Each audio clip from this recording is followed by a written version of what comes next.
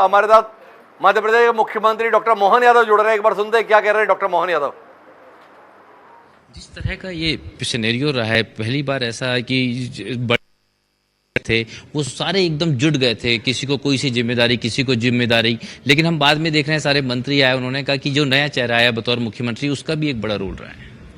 मैं तो ये मान के चलता हूँ कि भारतीय जनता पार्टी एक परिवार की तरह है और उस परिवार की तरह ही भारतीय जनता पार्टी चुनाव को भी लेती है और उसी के परिणाम भी आए हैं। तनातन कांग्रेसियों की भी भर्ती हुई तो उनका भी कुछ योगदान है।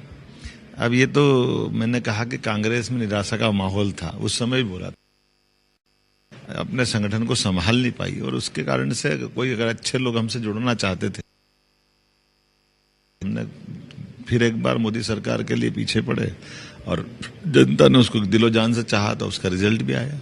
दिग्विजय सिंह, कमलनाथ, कांतिलाल भूरिया, ये सब जो है बड़े दिग्गज थे, काफी बड़े नाम थे, लेकिन अब जिस तरह की स्थिति में है वो, ये कांग्रेस के सोचने का विषय है कि हमारे यहाँ तीसरी पीढ़ी आ गई है और उनकी पहली पीढ़ी रिटायर नहीं हो रही है, तो कांग्रेस चुनाव जीतेगी कैसे?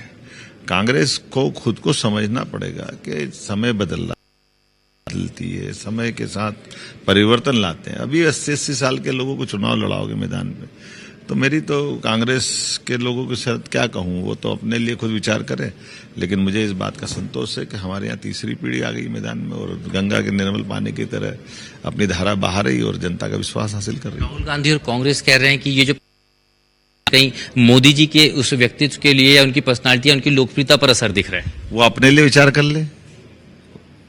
कांग्रेस के नेता राहुल गांधी कल तक कह रहे थे 4 जून के बाद इस देश में प्रधानमंत्री नहीं रहेंगे नरेंद्र मोदी जी। अब कौन बन रहा बता दे, वो एनडीए बन रहा कि नहीं बन रहा? तो वो अपने लिए खुद के लिए विचार कर ले। उनकी इसी नादानियों कारण से कांग्रेस लगातार पतन की तरफ गई है। एक अच्छी खासी सरकार चल रही थी यूपीए की, लेकिन उनकी फेलियर के कारण से लगातार भाजपा ने तो अपनी बात कही और जनता के बीच में गए हैं, लेकिन कांग्रेस की साइड से अगर देखकर कहें तो कांग्रेस ने अपने कर्मों से ये हालत करी। आखिरी सवाल है सर, ये आदिवासी सीटों पे बड़ा दावा हो रहा था, मंडला पे, छिंदवाड़ा पे, इन सब पे, ये तो पूरी तस्वीर ही बदली हुई है। हमने तो पहले दिन कहा था कि कहीं उत्तर दक्षिण पूर्व पश्चिम चारों तरफ कमल खिलेगा और वही खिल रहा है।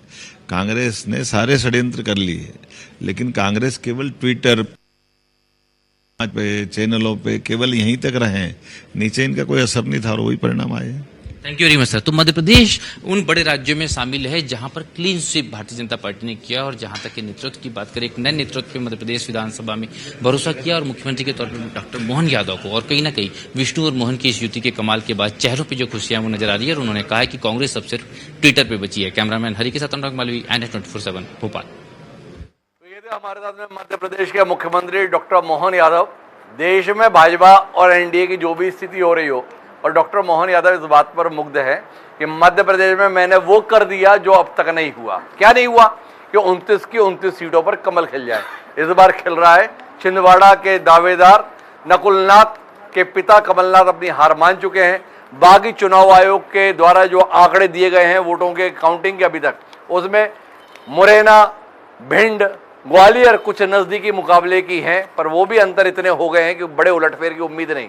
29 की 29 सीटों पर भाजपा की जीत की उम्मीद, पर देश के स्तर पर तो मामला ऐसा नहीं।